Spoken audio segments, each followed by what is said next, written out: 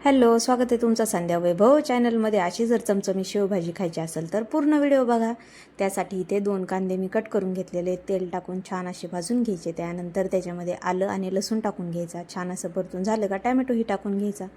Tomato आणि कांदा छान असा परतून झाला का साईडला काढून घ्यायचा. मी याच्या अगोदर आहे ना खोबरं भाजून घेतलं होतं. तुम्ही खोबरं हे याच्यामध्ये ॲड करू शकता. टेस्ट वाईज भाजी खूप छान होते, तर नक्की अशी एकदा ट्राय करून बघा भाजी. तर इथं मी मसाल्यासाठी साईडला काढून घेत आहे.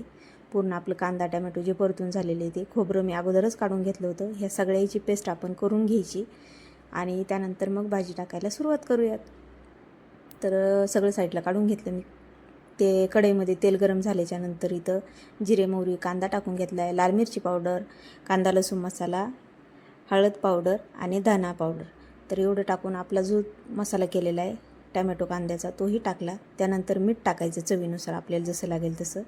आणि 2 ते 3 मिनिट छान परतून झाल्याच्यानंतर याच्यामध्ये शक्यतो गरमच पाणी घालायचं, थंड पाणी घालायचं नाही, जेणेकरून आपली तर्री जी आहे तर ती छान येते. तर इथं मी 2 ग्लास पाणी घातलेले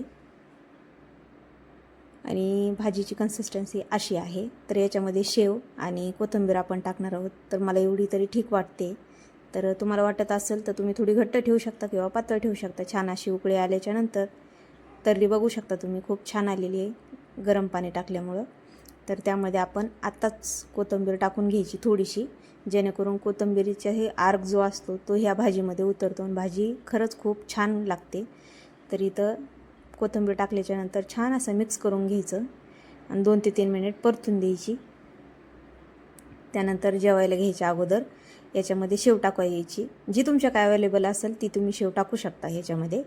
तर मी इथं शेव टाकल्याच्यानंतर थोडंसं मिक्स करून घेते, जेणेकरून सगळीकडे मिक्स होईल. त्यानंतर कोथिंबीर टाकते.